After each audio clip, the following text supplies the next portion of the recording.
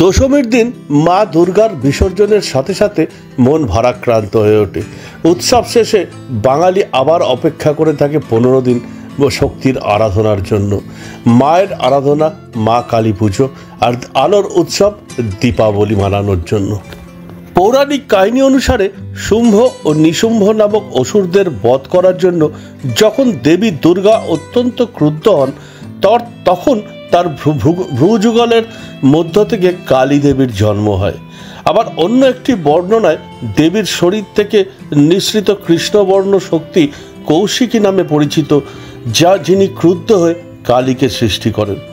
যখন দেবী দুর্গা অসুরদের বিরুদ্ধে যুদ্ধ করছিলেন, তখন তার ক্রোধ থেকে কালী দেবীর জন্ম হয়। তিনি শুধু অসুরদের বিনাশী করেননি, পৃথিবীতে ন্যায় প্রতিষ্ঠা করেন। শাক্ত মতে কালী হলেন আদিশক্তি, যিনি বিশ্বব্রহ্মাণ্ড সৃষ্টির মূল কারণ, আর তাকে মৃত্যু, সময় এবং পরিবর্তনের প্রতীক হিসেবেও মনে করা হয়। গত 20 অক্টোবর বেরিয়ে পড়েছিলাম কলকাতার সেই রকম কালী পুজোরই খোঁজে, যা অতি প্রাচীন, শতাব্দী যুগ ধরে এই কালী পুজো হয়ে চলেছে। কলকাতার ইতিহাসের সাথে ওতপ্রোত এই 5টি কালীবাড়ি আর কালী পুজো। দেখুন তারই তত্ত্ব আজকে আমার এই ভিডিওতে, কলকাতার প্রাচীন কালী পুজো এবং তার ইতিহাস।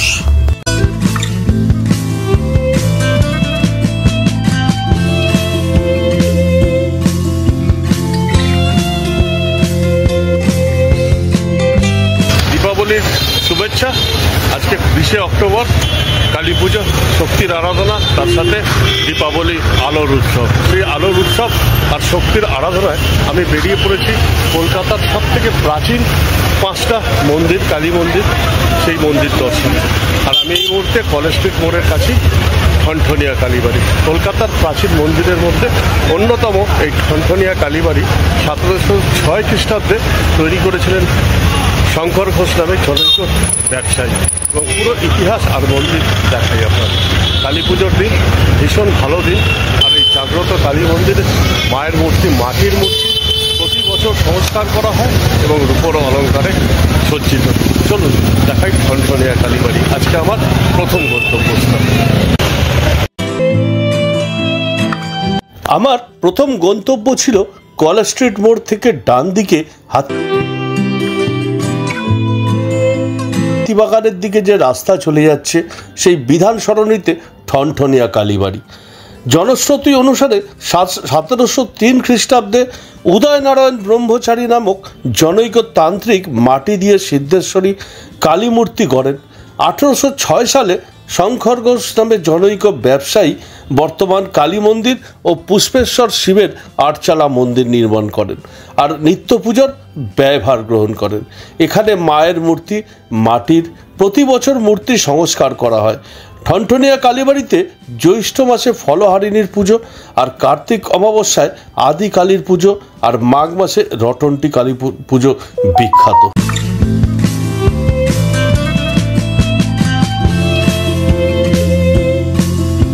জঙ্গল অধ্যুষিত সুতানুটি গ্রামের পাশ দিয়ে বয়ে গিয়েছিল ভাগীরথী, আর নদীর পাশে অরণ্য বেষ্টিত এক শ্মশানে তান্ত্রিক উদয়নারায়ণ ব্রহ্মচারী তৈরি করেন মাটির সিদ্ধেশ্বরী কালীর মূর্তি। সেটা আনুমানিক 1703 সাল। আর জঙ্গলের মধ্যে থেকে শোনা যেত মন্দিরের ঘণ্টার ধ্বনি, ঠন ঠন। সেই থেকেই এলাকার নাম ঠনঠনিয়া, আর এই ঠনঠনিয়াতেই সিদ্ধেশ্বরী কালীবাড়ি। 1803 সালে শঙ্কর ঘোষ নামে এক ব্যবসায়ী এই মন্দির গড়ে তোলেন, আর ভৈরব পুষ্পেশ্বর শিবের গড়ের জন্য গড়ে দেন 8চালা। শঙ্কর ঘোষের বংশধররাই এখনও এই মন্দিরের সেবায়েত। কার্তিক অমাবস্যায় মহাসমারোহে পূজিত হন সিদ্ধেশ্বরী মা। এখানে মাটির তৈরি মূর্তি, এবং প্রতি বছর এই মূর্তি সংস্কার হয় আর রূপোর অলঙ্কারে অলঙ্কৃত। 20 তারিখ কালী পুজোর দিন ভক্ত সমাবেশে সমাবেশিত এই মন্দিরের অভিজ্ঞতা ছিল এক কথায় অসাধারণ।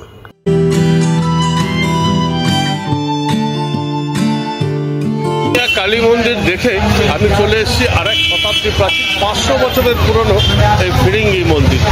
এই ফিরিঙ্গি মন্দির বিশেষভাবে জাগ্রত মন্দির এবং প্রায় 500 বছরের পুরনো মন্দির। মাটির তৈরি মা এখানে এবং ত্রিনয়না মূর্তি।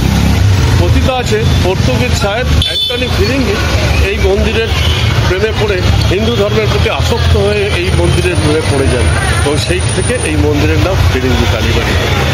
চলুন দেখাই এই ফিরিঙ্গি কালীবাড়ি।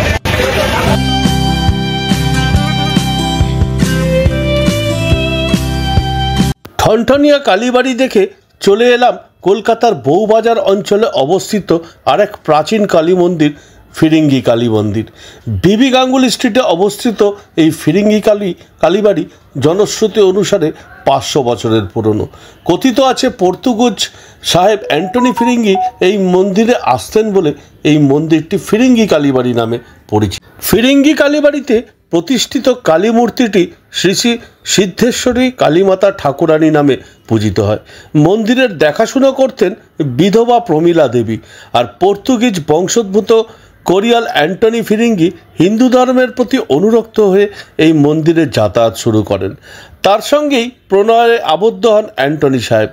পরে লোকমুখে এই মন্দিরের কালী মূর্তির নাম হয় ফিরিঙ্গি কালী এবং মন্দিরটি ফিরিঙ্গি কালীবাড়ি নামে পরিচিত।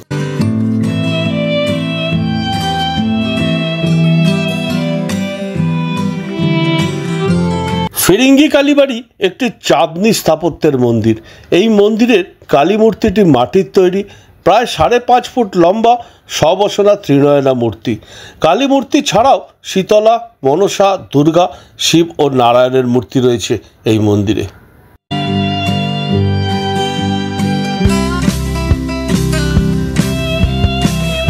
ফিরিঙ্গি কালী মন্দির দেখে চলে এলাম চেতলার ডাকাত কালী মন্দির। বহু প্রাচীন এই মন্দিরের প্রকৃত নাম শ্রী শ্রী রক্ষী কালীমাতার মন্দির।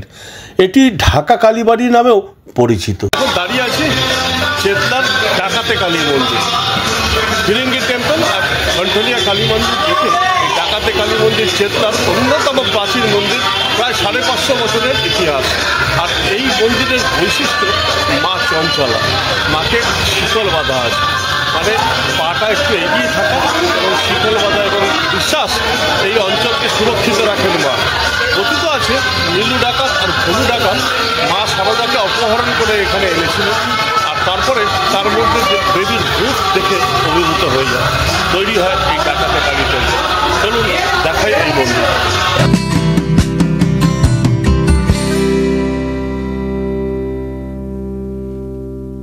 এই মন্দিরের বিশেষত্ব হলো মন্দিরের বিগ্রহের 4 হাত লোহার শিকল দিয়ে বাঁধা থাকে।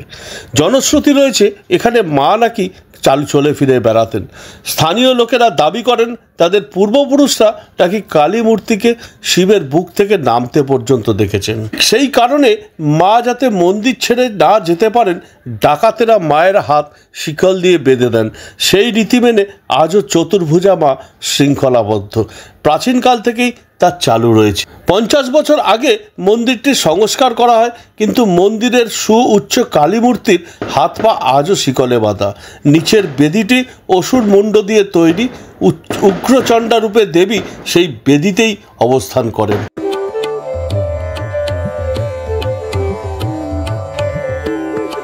কথিত আছে নীলু ভুলু নামে তারকেশ্বর অঞ্চলের 2 ডাকাতের কাহিনী মিশে রয়েছে কলকাতার এই কালী মন্দিরে। শোনা যায় একবার তারকেশ্বর যাওয়ার পথে মা শারদাকে নীলু ও ভুলু নামের 2 ডাকাত ধরে নিয়ে তাদের ডেরায় বেঁধে রাখেন। পরে দেখেন মা শারদার জায়গায় বসে আছেন স্বয়ং কালী। এরপর তারা মা শারদাকে ছেড়ে দেন আর এই স্থানেই প্রতিষ্ঠিত করেন ডাকাতে কালী মন্দির।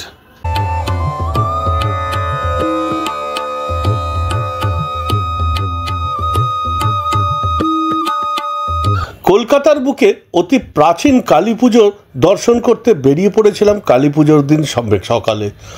প্রথমে ঠনঠনিয়া কালীবাড়ি, তারপরে সেই বিখ্যাত ফিরিঙ্গি কালীবাড়ি দেখে চলে এসেছিলাম চেতলা ডাকাতে কালীবাড়ি। আর ডাকাতে কালীবাড়ি দর্শন করে আমি অটো ধরে চলে এলাম কেওড়াতলা শ্মশানে। আর এই কেওড়াতলা শ্মশানের অনুষ্ঠিত হয় মহাশ্মশান কালী পুজো। কেওড়াতলার এই শ্মশান কালী পুজো দেখবার মতো, আর তার মণ্ডপ সাজিয়েছিল দেখবার মতো। কেওড়াতলা শ্মশান এখন ভীষণ সুন্দর। আর আগেও আমি এই পুজোর দেখার অভিজ্ঞতা হয়েছিল। রাতের বেলা গা ছমছমে পরিবেশে এই পুজো দর্শন অসাধারণ অভিজ্ঞতা। আমি কেওড়াতলা শ্মশানে পৌঁছে আস্তে আস্তে এগিয়ে গেলাম মণ্ডপের দিকে। অসাধারণ তার সাজানো মণ্ডপ, আর আদিগঙ্গার তীরে এই শ্মশান এখন অত্যাধুনিক।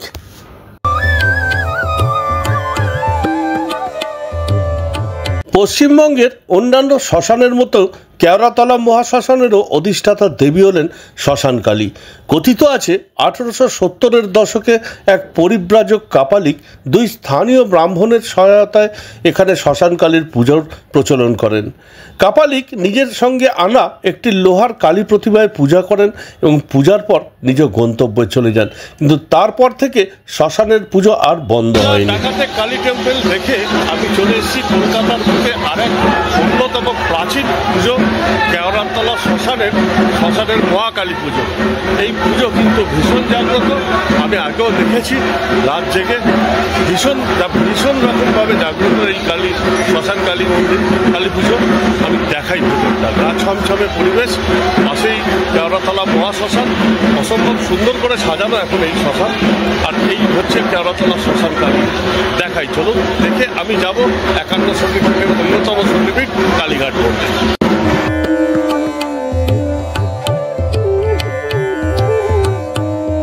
1924 সাল থেকে একটি সার্বজনীন পূজা কমিটি কর্তৃক এই পূজার তত্ত্বাবধানে হয়ে আসছে। পুজো হয় শ্মশানের উত্তর পশ্চিম কোণে টেরাকোটার নতুন মহাকাল মন্দিরের পাশের বেদিতে। বর্তমানে কালী প্রতিমার উচ্চতা 16 ফুট।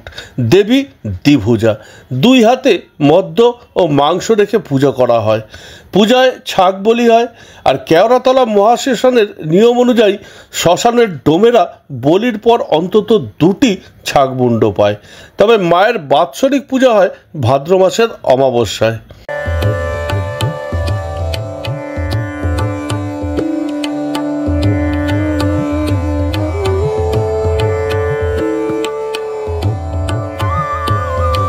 এই পূজা সম্পর্কিত একটি প্রচলিত লোকবিশ্বাস হলো, পূজা চলাকালীন অন্তত একটি মৃতদেহ দাহের জন্য শ্মশানে আসবেই।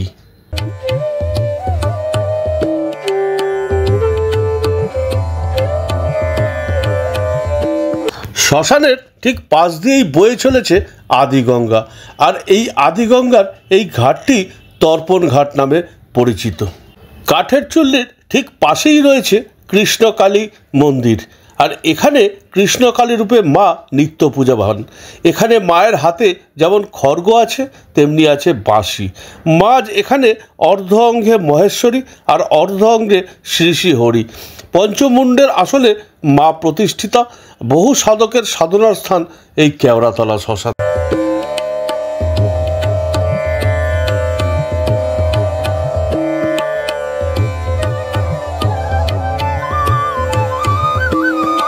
(1862 সালে কালীঘাট মন্দিরের অদূরে 2 বিঘা জমির ওপর বর্তমান শ্মশানঘাটটি প্রতিষ্ঠিত হয়। মধ্যস্থলে কালী মন্দির, ঈশানকূলে কোণে নকুলেশ্বর ভৈরব মন্দির ও নৈঋত্যে শ্মশানঘাটের অবস্থিতির কারণে এই অঞ্চলটিকে পবিত্র বলে পরিগণিত করা হয়।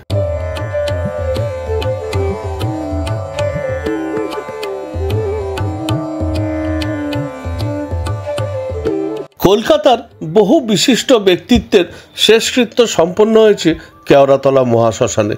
এদের মধ্যে রয়েছেন আশুতোষ মুখোপাধ্যায়, দেশবন্ধু চিত্তরঞ্জন দাস, যতীন দাস, যতীন্দ্রমোহন সেনগুপ্ত, শরৎচন্দ্র চট্টোপাধ্যায়, শ্যামাপ্রসাদ মুখোপাধ্যায়, উত্তম কুমার, হেমন্ত মুখোপাধ্যায়, সত্যজিৎ রায় প্রমুখ। কাঠের চিতার শ্মশানের পশ্চিমে আদিগঙ্গার দিকে আর উত্তর ও দক্ষিণের কিয়দংশ মিলিয়েই শ্মশানের প্রাঙ্গণেই রয়েছে 17টি স্মৃতিসৌধ ও স্মারক স্থাপত্য।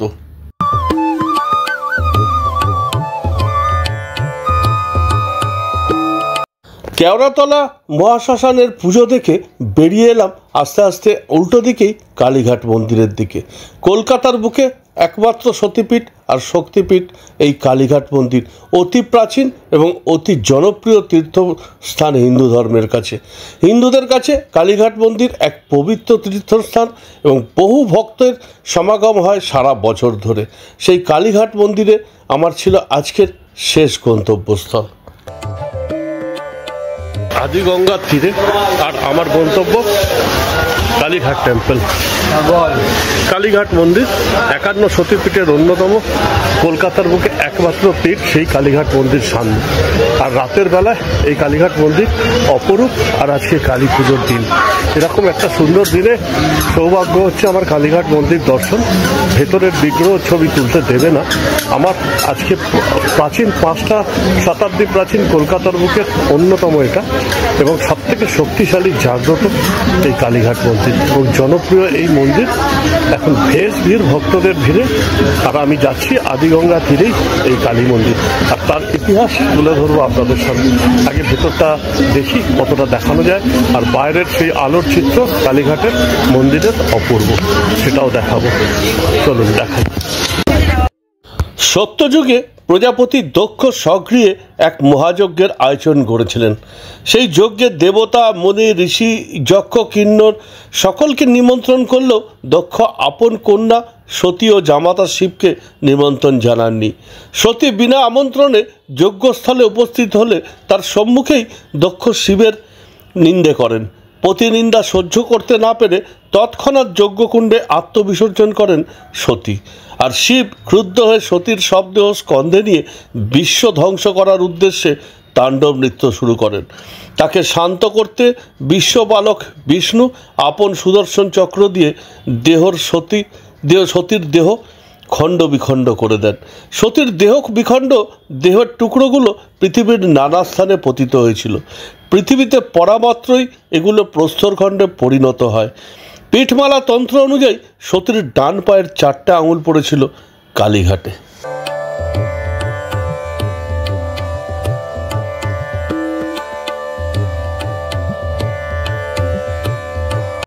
কালীঘাট কালী মন্দিরের কোষ্ঠী পাথরের কালী মূর্তিটি অভিনব রীতিতে নির্মিত। মায়ের মাথা সোনার মুকুটে শোভিত, রয়েছে সোনার তৈরি লম্বা জিভ, যেটি গড়িয়ে দিয়েছিলেন পাইকপাড়ার রাজা ইন্দ্রচন্দ্র সিং, এবং রূপোর তৈরি 4টি হাত, যা তৈরি করে দিয়েছিলেন খিদিরপুরের গোকুলচন্দ্র ঘোষাল। সেই হাত পরে সোনার করে দিয়েছিলেন কালীচরণ মল্লিক। 108 সোনার মুন্ডমালা দান করেছিলেন 1765 সালে পাতিয়ালার মহারাজা নবকৃষ্ণ। এছাড়া দেবীর মাথার উপরের সোনার ছাতা দান করেছিলেন নেপালের সেনাপতি জং বাহাদুর। এছাড়াও আরও কয়েকটি সোনার ও রূপোর ছাতা রয়েছে। 4 হাতের 4 গাছি সুবর্ণ কঙ্কন চরকডাঙ্গার নিবাসী কালীমোহন বন্দ্যোপাধ্যায়ের পিতামহ রামজয় বন্দ্যোপাধ্যায় প্রদান করেন। মায়ের পদতলে রয়েছে 1 মণ ওজনের রূপার শিব, আর পেছনে রয়েছে 25 কেজির রূপোর তৈরি নকশা করা চালচিত্র। উপরের বাম হাতে আছে 2 কেজি ওজনের সোনার খড়গ, আর নিচের বাম হাতে আছে একটি সোনার মুন্ড, আর ডান দিকের 2 হাতে রয়েছে বর ও অভয় মুদ্রা। এইরূপ বহু স্বর্ণালঙ্কার বহু ধনাঢ্য লোকের দ্বারা প্রদানকৃত একটি সিন্ধুকে সতীর প্রস্তরীভূত অঙ্গটি রক্ষিত আছে। এটি কারুর সম্মুখে বের করা হয় না, আর এটি ব্রহ্মবেদীর নিচে রয়েছে।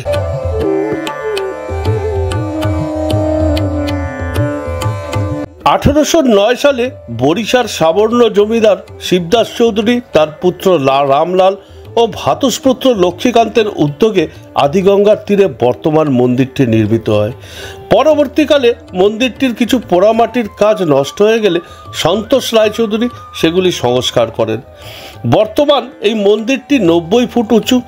মন্দিরের উপরে রয়েছে 3টি কলস, একটি ত্রিশূল ও একটি ত্রিকোণা ধাতব পতাকা। এখন 5:30 শতাব্দী প্রাচীন 5 মন্দির, 5টা কালী পুজো আমি ঘুরে দেখেছি। কলকাতায় লাস্ট এসেছিলাম। কলকাতার সবথেকে জনপ্রিয় কালীঘাট মন্দির, 51 সতীপীঠের অন্যতম কালীঘাট মন্দির দর্শন করে এবার ফেরার পালা। আর ফেরার সময় সামনে শ্রীহরির মিষ্টির দোকান। অবশ্যই কালীঘাটে যারা আসবেন এখানকার কচুরি খাবেন, বিখ্যাত। এখন এখানে কিন্তু স্কাইওয়াক তৈরি হয়ে গেছে। স্কাইওয়াক ধরে আমি মেট্রো স্টেশন চলে যাব। কালীঘাট স্কাইওয়াক, এখানে এসকালেটার আছে, লিফট আছে, সিঁড়ি আছে, 3টেই সুবিধা আছে। আজকে আমার এই কালী পুজোর দিন, শক্তির আরাধনা, আলোর উৎসবের দিন, আমার এই কালী পুজোর ওপর 5টা শতাব্দী প্রাচীন কলকাতার মন্দির পুজোর ওপর আজকের আমার এই ভিডিও আজকে এখানেই শেষ করছি। যদি ভালো লাগে অবশ্যই লাইক শেয়ার কমেন্ট করুন, আর হ্যাঁ, চ্যানেলটা সাবস্ক্রাইব করুন। আর সবশেষে সবাইকে দীপাবলির শুভেচ্ছা জানাই। ভালো কাটান দীপাবলি। আজকে আমার এই ব্লগ এখানেই শেষ। আবার দেখা হবে অন্য জায়গায়, অন্য ব্লগে।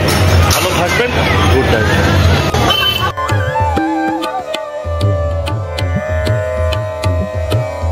কালী পুজোর দিন এই শতাব্দী প্রাচীন কালী পুজো ভ্রমণে বেরিয়ে আমার শেষ গন্তব্য ছিল কলকাতার সবচেয়ে জনপ্রিয় আর হিন্দু ধর্মের পবিত্র স্থান সেই কালীঘাট মন্দির। সতীপীঠ কালীঘাট মন্দির এখন সন্ধেবেলার এক অপূর্ব রূপ। আলোয় আলোকিত হয়ে থাকা এই কালীঘাট মন্দির দর্শন অসাধারণ। আর এই মুহূর্তে এসকালেটর করে দেওয়াতে মেট্রো স্টেশন অবধি আপনি স্কাইওয়াক করে সুন্দর চলে আসতে পারবেন। আজকের আমার এই পুরো কালী পুজোর ওপর পর্ব এখানেই শেষ করছি। যদি ভালো লাগে অবশ্যই লাইক শেয়ার কমেন্ট করুন, আর হ্যাঁ, চ্যানেলটা সাবস্ক্রাইব করুন। দেখা হচ্ছে পরের আবার অন্য কোনো পর্বে, অন্য কোনো জায়গায়। সবাই ভালো থাকবেন। শুভ দীপাবলির প্রীতি ও শুভেচ্ছা। আজকের মতো আসি। Good night. ভালো থাকুন।